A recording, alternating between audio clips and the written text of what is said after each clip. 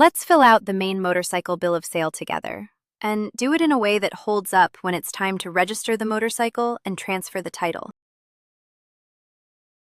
Start at the top with the date of sale, then the seller's details. In our example, that's Anna Baker, with her address, phone, and email. Then the buyer's, Ben Carter, with the same. 2 quick habits.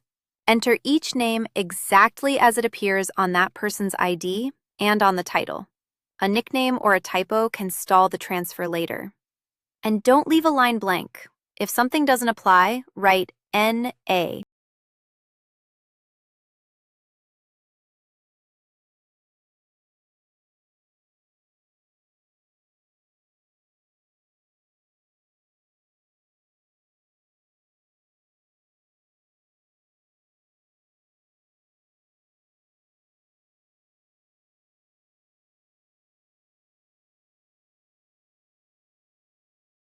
Next, describe the motorcycle, the make and model, the year, and the color.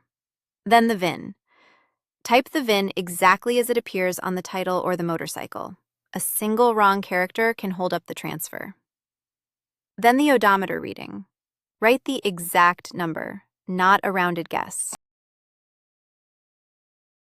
Now the purchase date and the sale price, in our example $8,500, paid all at once by check with taxes included.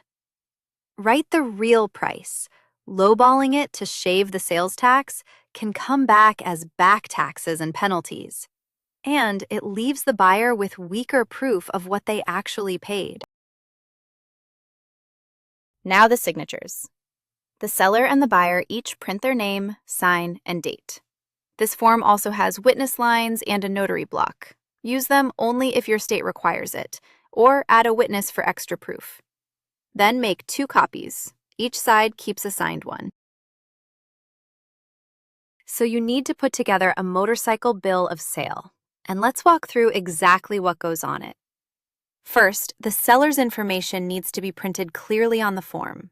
Make sure it's legible, not just a signature scrawl. The buyer or buyers also need their information included, so everyone involved is properly identified. You'll want to include the purchase price. That's the actual amount of money changing hands for the motorcycle. The mileage needs to be recorded as well, so the odometer reading goes right on the document. Now here's an important one. The motorcycle must be free from any liens or encumbrances.